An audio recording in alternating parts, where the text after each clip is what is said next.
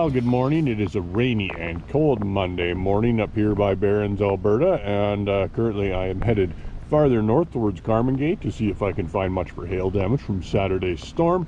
Here where I am here, just a couple miles north of Barron's. There is no hail damage here. The yellow peas are looking just fine, starting to flower. Perfect timing for fungicide, but there's no way we can apply it, at least for the next day or two, judging by the forecast. But hopefully things will improve by the end of the week. Now I'm going to head north and look for hail damage. Well, it looks like some of my canola up by Carmen Gate didn't fare too terribly well in Saturday's storm. It is pretty chewed up. So in a situation like this, we generally recommend a fungicide, something like Headline or Acapella, any of those strobilurins, really, ethylene inhibitors, and throw a nutrient product in there as well, like ATP Relief. Try to get that plant health back up and growing as fast as possible. Here's some barley right across the road that got hit by the same amount of hail, and you can see it managed to survive a little bit better than the canola. There is some stems are cut off in here, and some of these heads are pretty banged up. I suspect we'll probably see quite a bit of bruising on these heads as they develop, but you can see a little bit on the leaf here, which probably means that head has been damaged, but it's not showing up yet. You will know more when the heads start to fill out. But not a good situation, and will of course lead to increased disease pressure in the field as well. But let's keep following along with it and see how it works. Oh, and here is some smut. That is actually the first head of smut I've seen this year so far, so I can't say I'm surprised. You see it in a field every year. You'll always find it. You just have to look enough for it.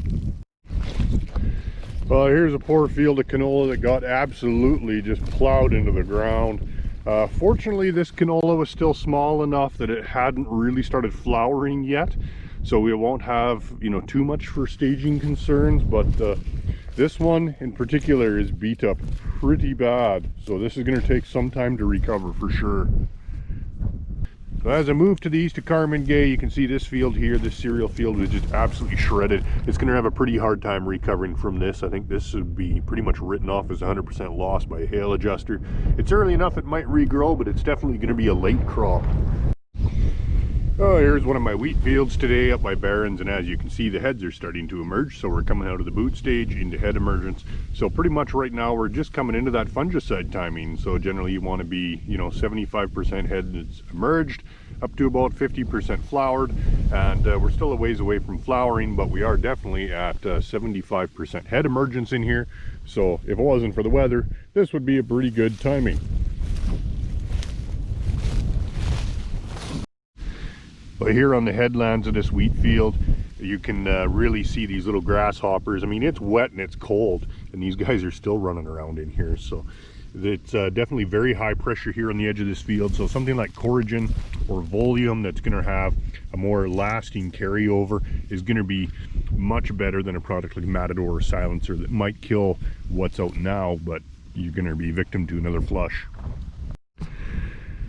Well, here's a good example of a couple of fields that'll really show you the difference seeding rate can make in flowering canola at this stage. So this is Nexera canola. This was seeded on 15-inch row spacing at about 2.2 plants per square foot, which is less than half of the recommended plant stand you should be going for. And this is on dry land, and of course you also end up with, you know, 20 to 30% mortality rate in even the best treated canola, based on things like flea beetles and wireworms and cutworms and so on and so forth. So you can see we're quite thin in some spots here, and some of these plants are bushing out pretty good, some of them are not, and it's leading to quite a difference in the rate that these are flowering. So now let's go look at the next field.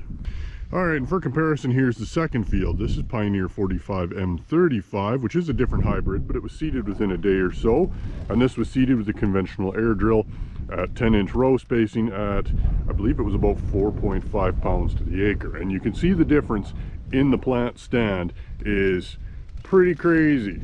And you know, of course, even with 30% mortality, there's still, you know, 5 to 7 plants per square foot here, and that is leading to much more even flower, better ground cover, less weeds, and will probably significantly out yield the other field. A savings in seed sometimes just is not worth it.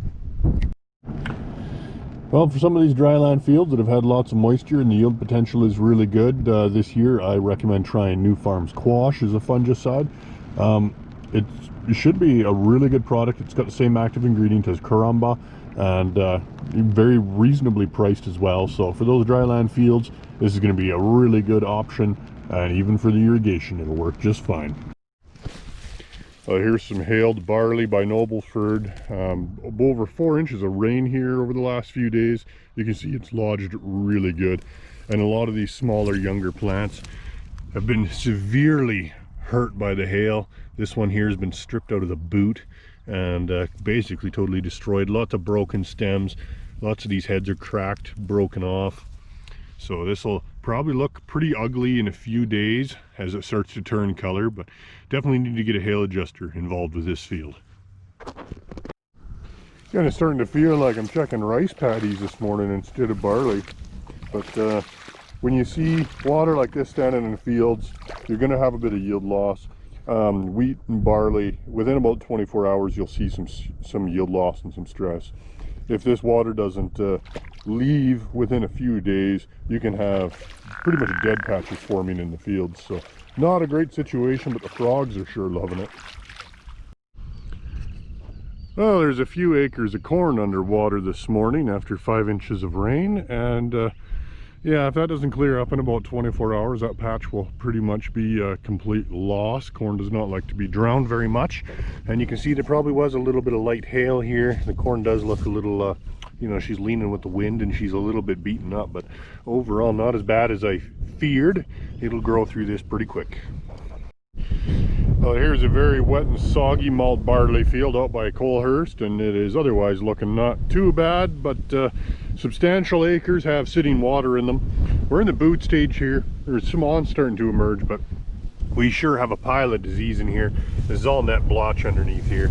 These plants are just absolutely loaded. So I'm going to be recommending a fungicide in here for head timing. Probably something along the lines of a follicule, something that's going to be safe for barley at head timing. Don't want to be coming in here with a strobilurin at this time. We'd be doing some damage to the heads if we did. Well, we're about 5 days after the hailstorm that pretty much destroyed this canola field. This was just beginning to flower on Saturday before it got hailed. And there is some signs of life in here now. We do see new buds and new leaves starting to come out on the tops of some of these plants. Growing points are re-establishing. This one's still a little purple there, but it looks like we are going to get some regrowth on this. But I think as far as I'm concerned, this field is pretty much 100% right off. It will regrow, it will reflower, but it's going to be set back weeks, which is going to make harvest very, very late. Well, some of the potatoes are definitely trying to float away today. It's really too bad I can't get the drone in the air, but the wind is just too heavy today. We've got pretty much sustained 50-60 winds here today.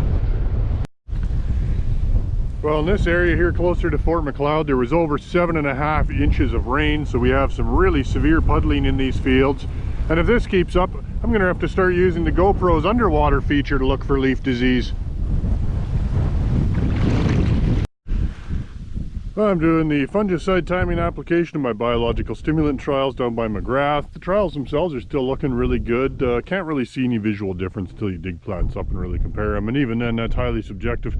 But I'm just going to have some fun here, and I am going to mix up my batch of water with a whole bunch of basically everything. So I've already got my other plots here sprayed, so I'm just going to have some fun here, see if we can really get a reaction out of a new plot on the other side. So I'm not even measuring this stuff. You know, there's Nature's Aid, there's some Catalyst, here's some Lignajewel. You know, why don't we do some ATP in here as well? And let's just really see if we can get a reaction out of the crop. At the rate that I just mixed this, this is a treatment that would probably cost a farmer several $100s an acre.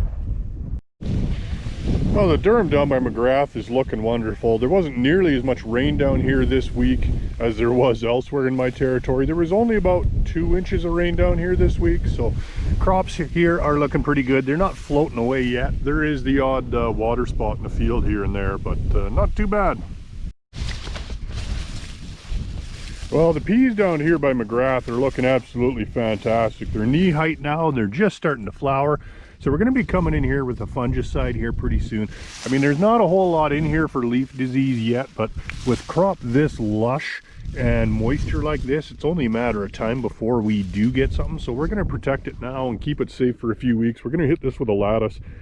We're going to have some fun with it too. We're going to see how good we can make this field look. Right now it looks great, but we're going to add in some ATP Fortify in here. So we're going to throw in some foliar fertilizer, and then we're going to top that up with some Nature's Aid Super Crop, and we're going to hit that with this because that's going to be a little shot of humic acid, but more importantly some kinetin as a growth regulator from that seaweed extract. So we're going to see how much growth we can get on this field and see what happens. Well, the corn by Lethbridge this week is looking pretty good, although it's leaning a fair bit to the east after the 3.5 inches of rain they had here. These guys got it off light, but it is pretty much at knee, well, it's over knee height on me now. My knees are about here, so definitely has passed the test. It is knee high by the 4th of July, so that is looking pretty good. Not much more we can really do in these fields other than just keep watering it and probably put some fertilizer on here again fairly soon through the pivot. Thanks for watching. Like and subscribe, and we'll see you next week.